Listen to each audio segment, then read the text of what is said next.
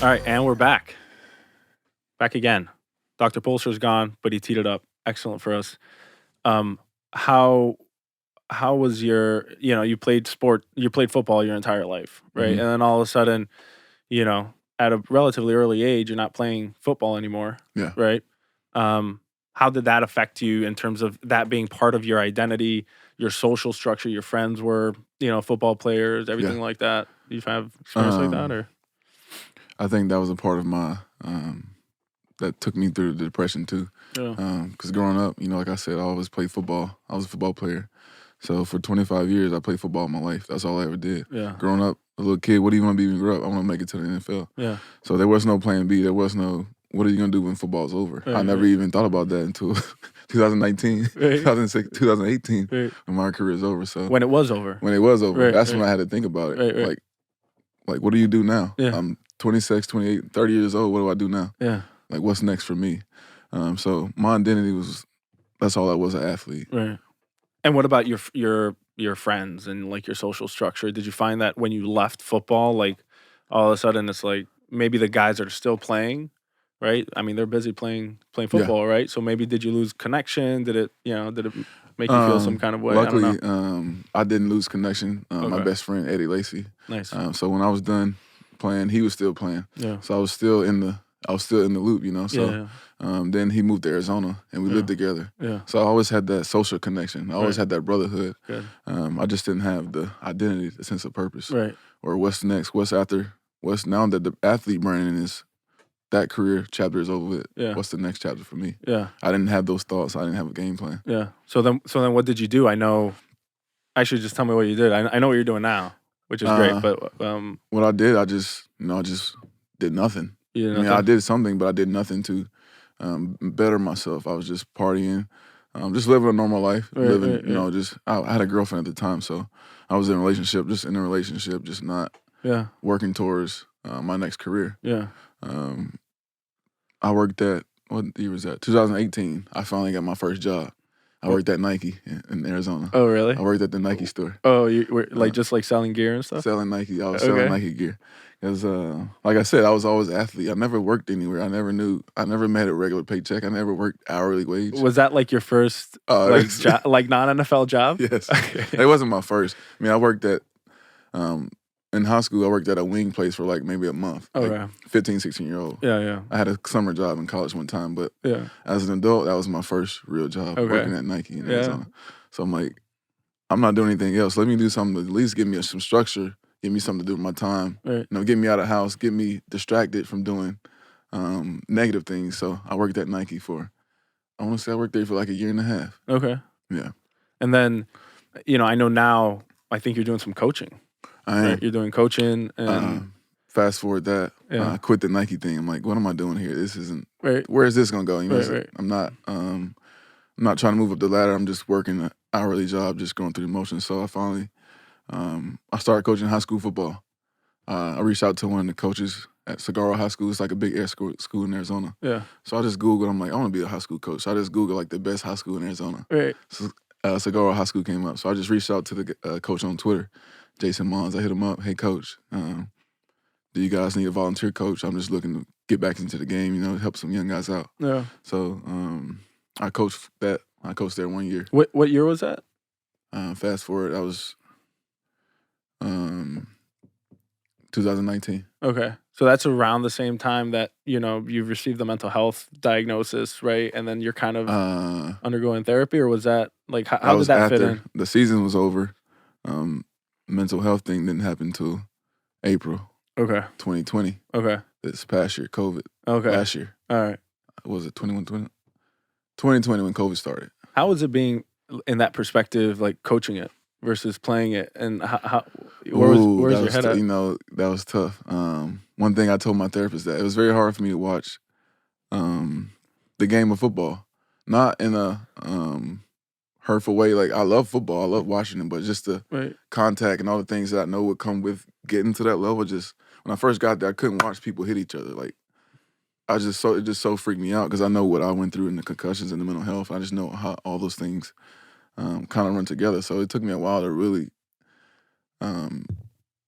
get back into the game. So it took me a while to like really look at it from a different perspective. So now it's like good now. But when I first got there, I'm like, I can't watch this. I can't watch these guys Yeah. run full speed and bang into each other. I did that all my life, and Yeah. I know just the things that come with that, and it's just hard for me to watch it. But now I'm good Right. now. What kind of things would you now identify yourself as outside of being a football player?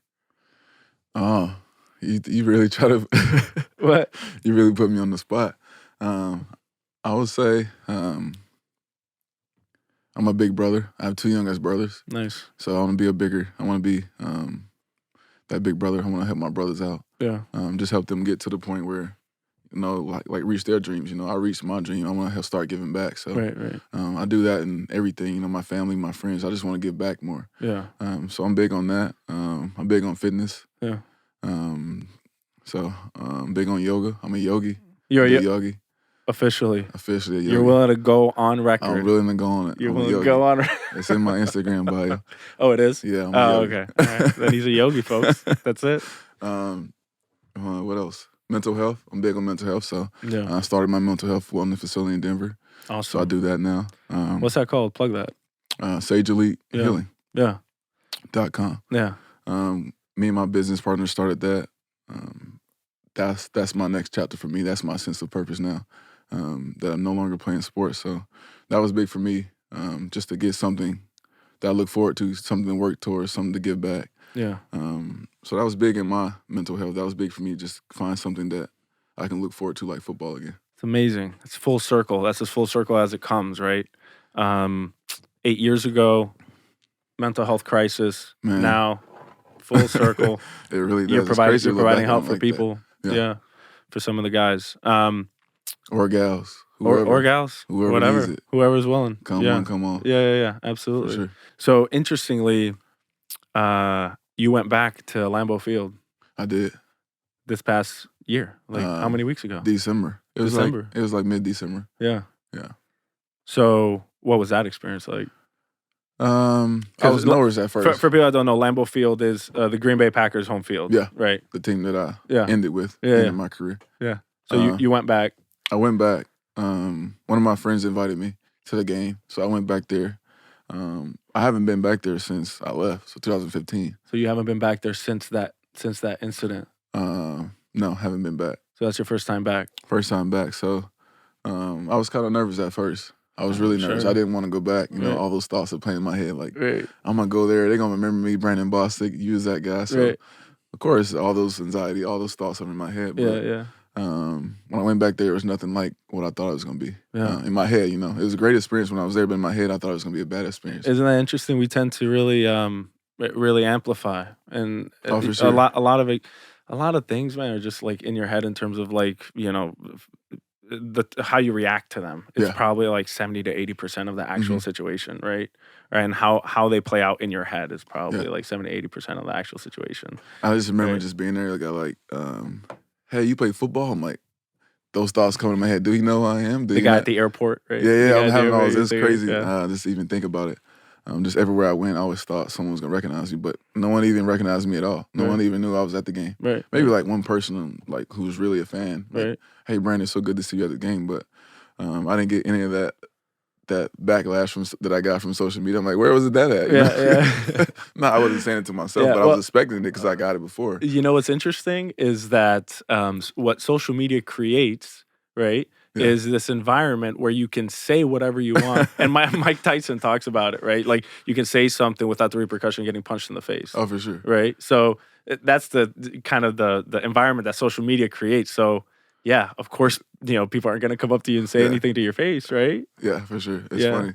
To laugh at it now, but when I was there, I'm like, I'm just waiting for something to come up. Like, no one's Right. even worried about you. Yeah, bro. Relax. yeah. Like everyone's worried about the game, Yeah. For sure. Now, I wonder, I don't want to just say, oh, well, it just wasn't as bad as it was going to be. But I think that, we need to give credit to probably a lot of the work that you did Yeah. leading up to that. Oh, for sure. You know what I mean? Like the therapy that you did, getting into that routine, you know what I mean? Like fit body. I know for a fact I wouldn't went back there if I wasn't in the headspace I am now. Good point. For sure. Yeah. There's no way I could have. Because You could have handled it. No way. Yeah. No way. I would have checked out. I was there for a long time. I was there for like 5 days. I was there from like maybe Friday. The game was on Sunday, so I did Friday, Saturday, Sunday, Monday, Tuesday, I flew back to Arizona. Yeah. So I know if I would have not liked it, I would have booked the early flight. You know what I'm saying? If I would have asked you in 2017, 2016, be like, hey, let's go back to Lambeau Field and watch a game. Oh, no, sir. Definitely not. Versus now. That's amazing. Yeah. That's amazing. I think, but that's the reason why I went there. Because I know that was the last step for me in my healing journey. Because I haven't been back.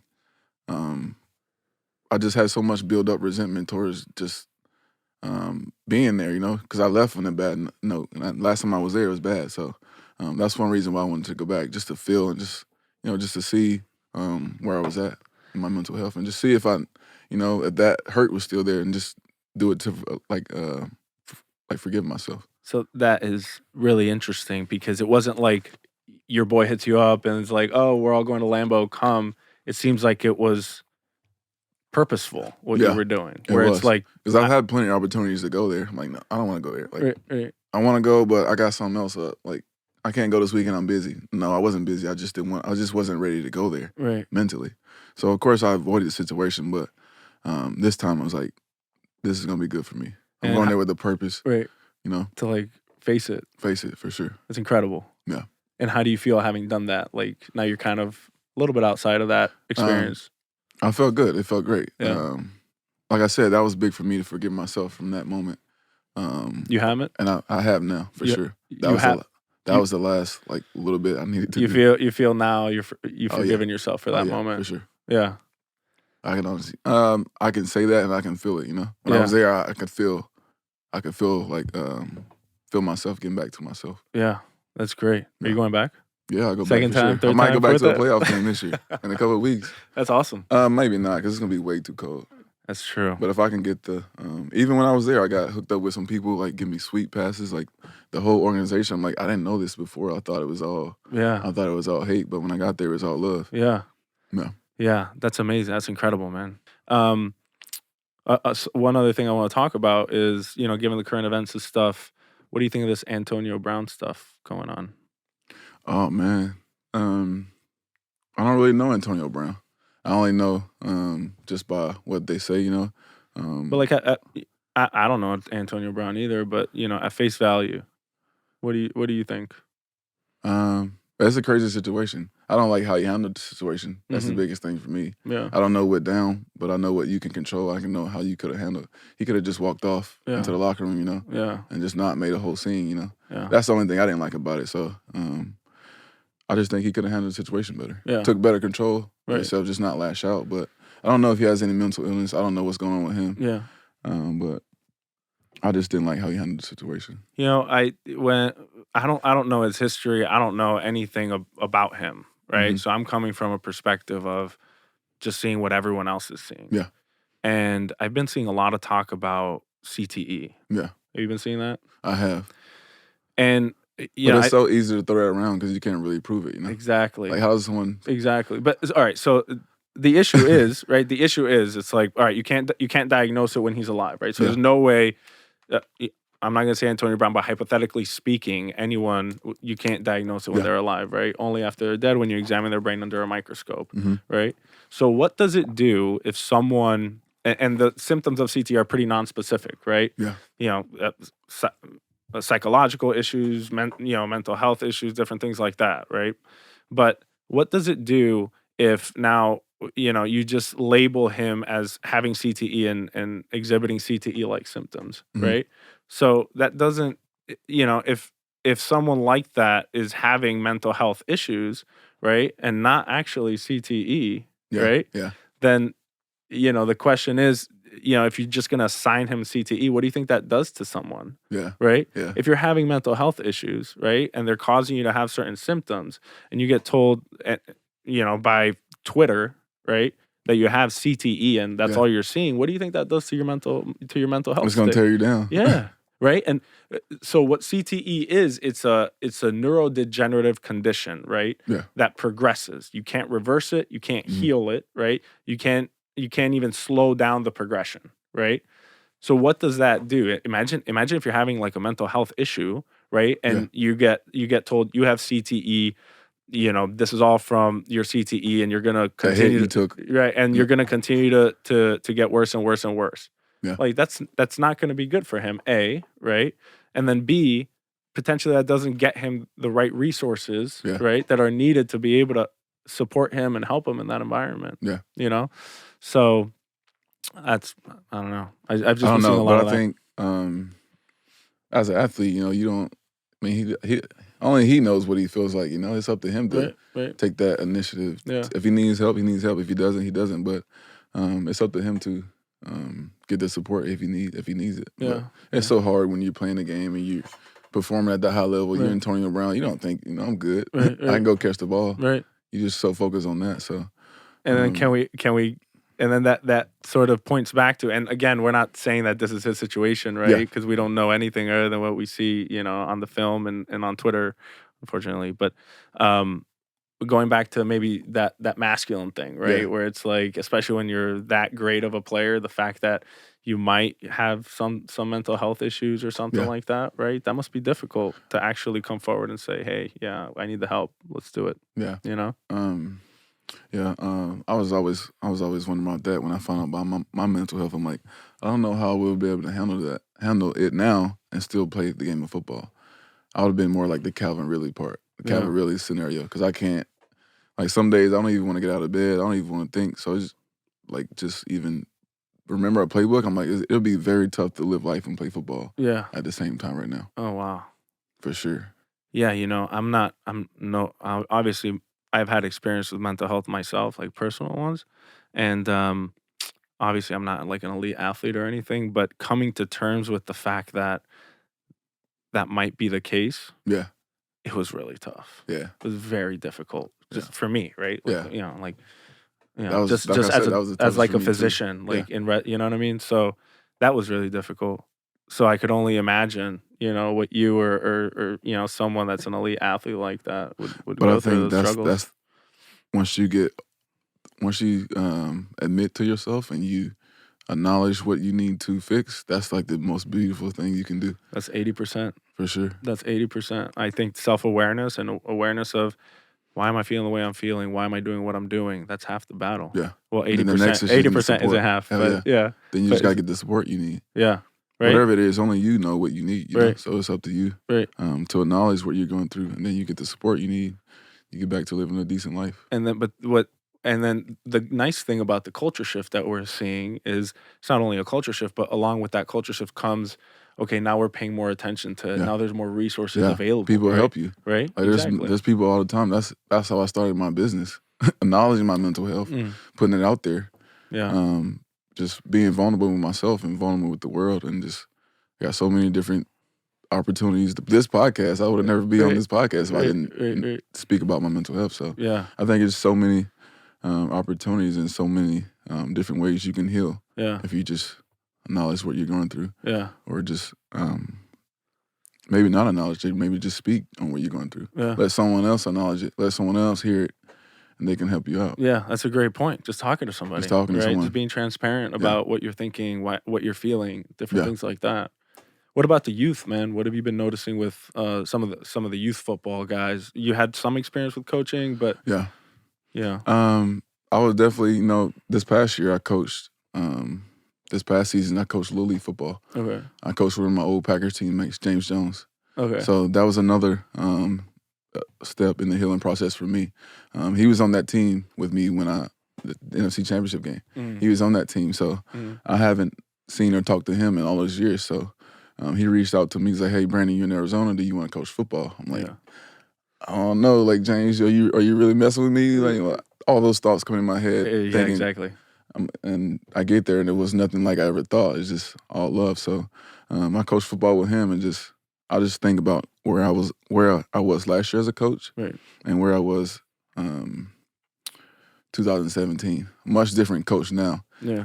Just from my healing journey and just seeing things from different perspectives. So my coaching style was totally different. Like I wasn't yelling at the kids. Yeah. I wasn't degrading the kids, and I was just coaching from a different perspective because I know what that damage and what I was raised and how I was coached that can do to a person. Yeah.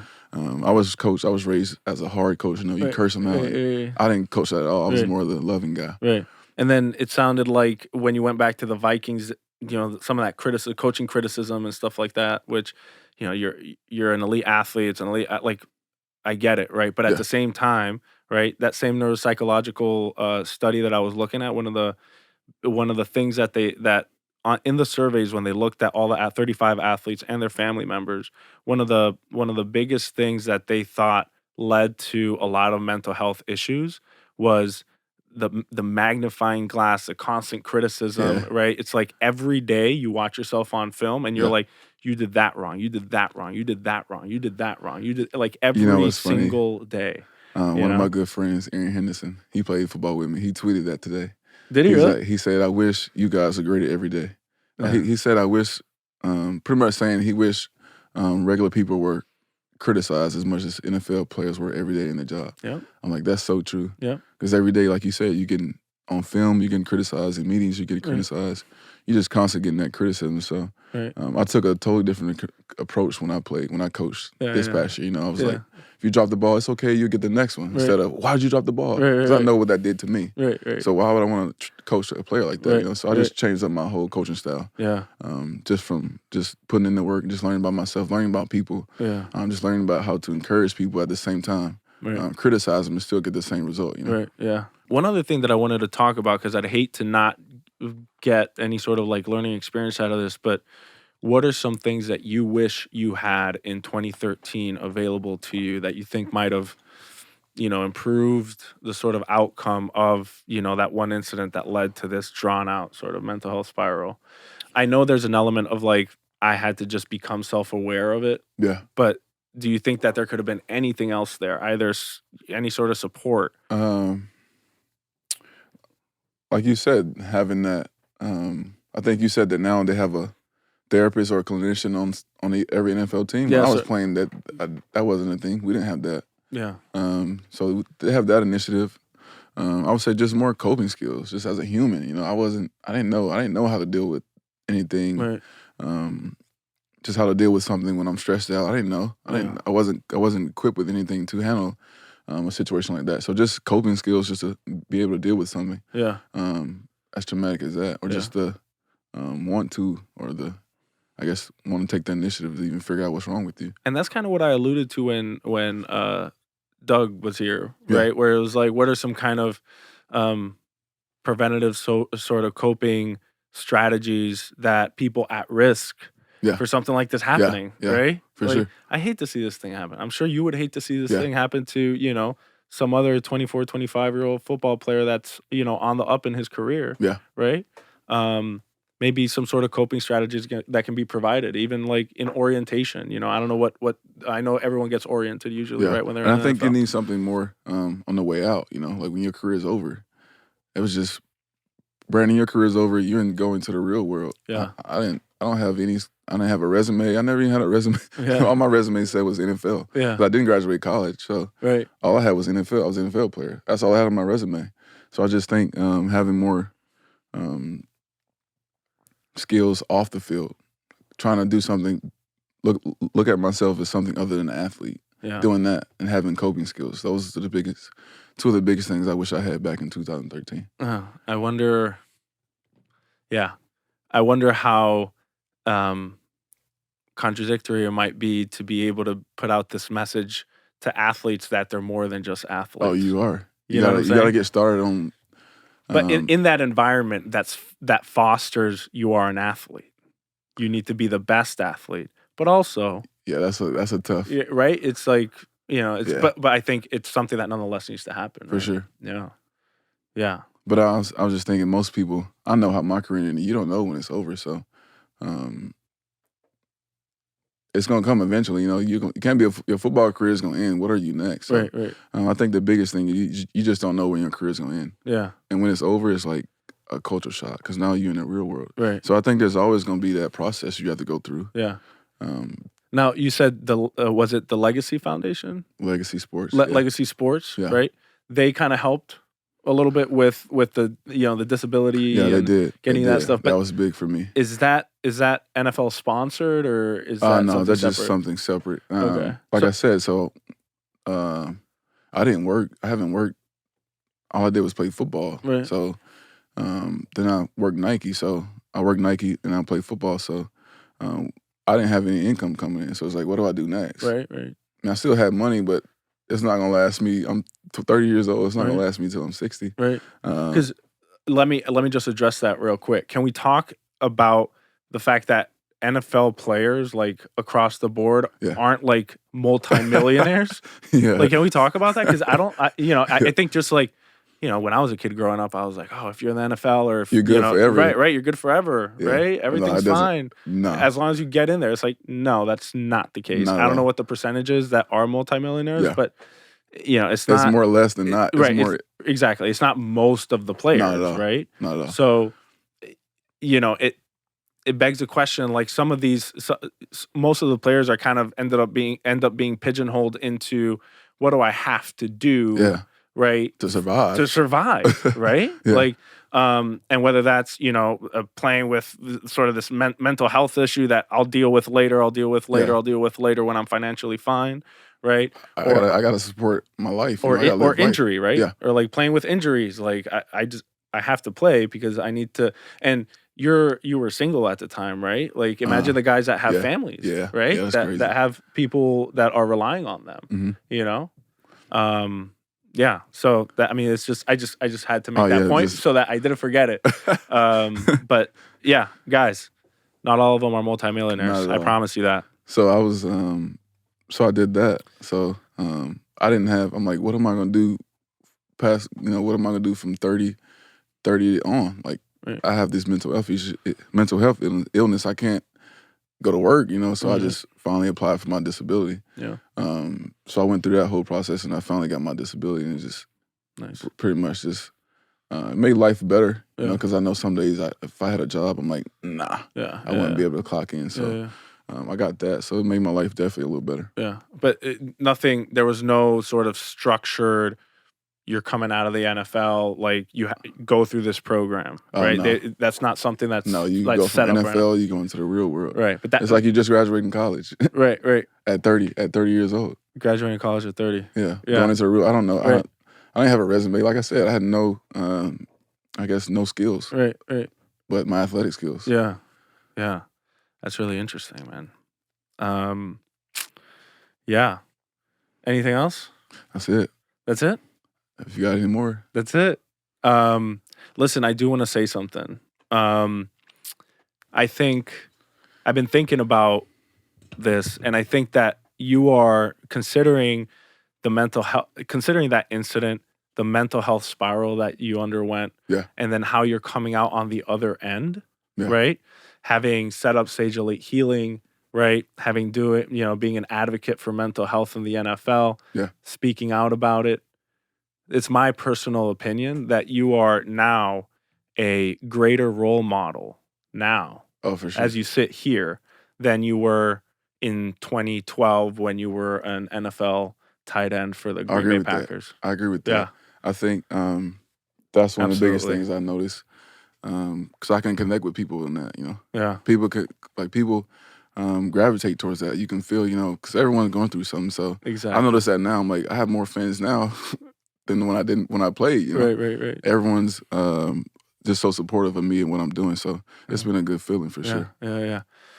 Anything else that you want to say, especially maybe to the youth or some of the other guys that might be struggling with it, but, haven't really come out, aren't really that self-aware about it? Yeah.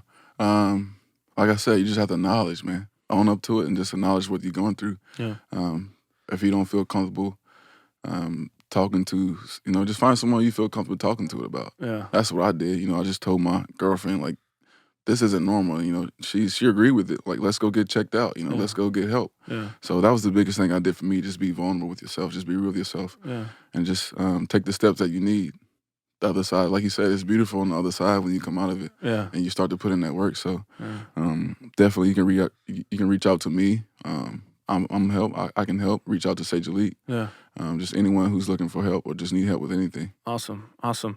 Listen, folks, I think this is a great episode.